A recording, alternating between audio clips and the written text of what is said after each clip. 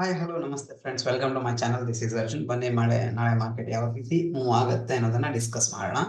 So ಯಾವ ಕಡೆ move ಆಗ್ಬೋದು, ಫಸ್ಟ್ ಆಫ್ ಆಲ್ ನಾನು ಡೈಲಿ ಕ್ಯಾಂಡಲ್ ಅಲ್ಲಿ ನೋಡ್ತೀನಿ. Okay, bank ನಿಫ್ಟಿಯನ್ನ.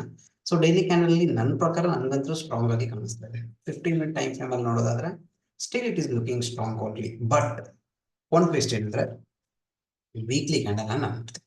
Okay, weekly candle ಯಾವ ರೀತಿ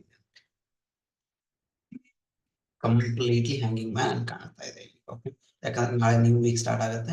ಸೊ ನಾಳೆ ಮಾರ್ಕೆಟ್ ಅಲ್ಲಿ ನಾವು ಅಪಾರ್ಚುನಿಟಿ ನೋಡಬೇಕು ಅಂದ್ರೆ ಮಾರ್ಕೆಟ್ ಗ್ಯಾಪ್ ಅಪ್ ಓಪನ್ ಆಗಬೇಕು ಅಥವಾ ಫ್ಲಾಟ್ ಓಪನ್ ಆಗಿ ಹೈ ಬ್ರೇಕ್ ಆಗಬೇಕು. Selling opportunity we may not find actually, ಯಾಕಂದ್ರೆ ಇನ್ಸೈಡ್ ಕ್ಯಾಂಡಲ್ ಆಗೋ ಚಾನ್ಸಸ್ ಇರುತ್ತೆ. ಗ್ಯಾಪ್ ಡೌನ್ ಓಪನ್ ಆಯ್ತು, ಮಾರ್ಕೆಟ್ ಇಲ್ಲೇ ಮೂವ್ ಆಗೋ ಚಾನ್ಸಸ್ ಇರುತ್ತೆ.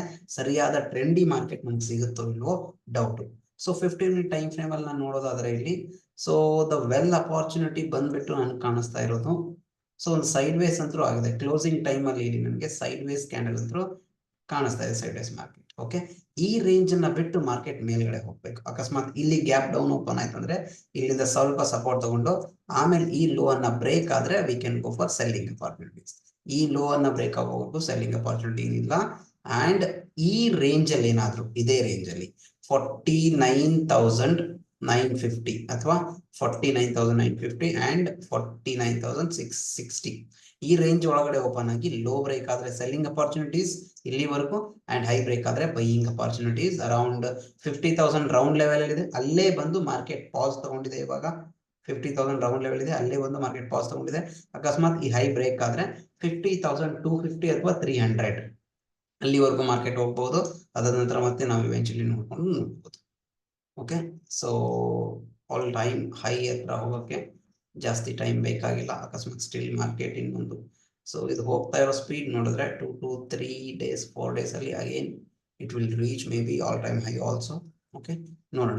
ಬಟ್ ಮಾರ್ಕೆಟ್ ಫ್ಲಾಟ್ ಓಪನ್ ಆಗಬೇಕು ಅಂಡ್ ಹೈ ಬ್ರೇಕ್ ಆದ್ರೆ 49,850 ಅಥವಾ 870 ಕ್ರಾಸ್ ಆದ್ರೆ ಫಸ್ಟ್ ಟಾರ್ಗೆಟ್ ಬಂದ್ಬಿಟ್ಟು 50,000 ಇರುತ್ತೆ. ಓಕೆ, 100 ಅಥವಾ 150 ಪಾಯಿಂಟ್ಸ್ ಅಲ್ಲಿ ಬಂದ ತಕ್ಷಣ ಕಾಸ್ಟ್ ಟು ಕಾಸ್ಟ್ ಹೇಳಿ ಅಂಡ್ ದೆನ್ 50,200 ಅಥವಾ 250 ಫಸ್ಟ್ ಟಾರ್ಗೆಟ್ ಇಟ್ಕೋಬಹುದು.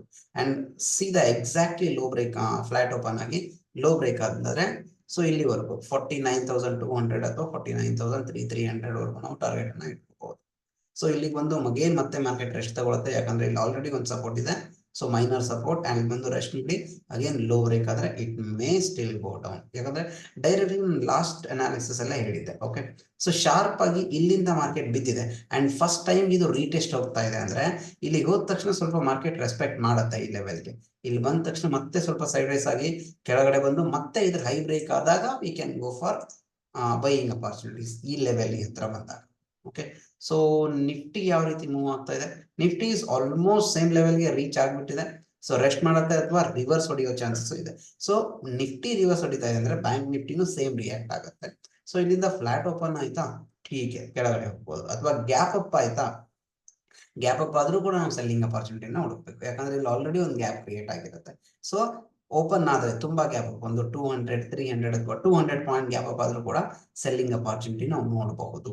ಬೈಯಿಂಗ್ ಅಪಾರ್ಚುನಿಟಿ ಯಾವಾಗ ನೋಡಬಹುದು? ಗ್ಯಾಪ್ ಅಪ್ ಆಗಿ ಈ ರೀತಿ ಯೂ ಟರ್ನ್ ಅಲ್ಲಿ ಮಾರ್ಕೆಟ್ ಹೊಂಟ್ರೆ ನಾವು ಬೈಯಿಂಗ್ ಅಪಾರ್ಚುನಿಟಿಯನ್ನ ನೋಡಬಹುದು. Okay, so that's it for today. ಮತ್ತೆ ಸಿಗೋಣ. ಬಾಯ್ ಬಾಯ್.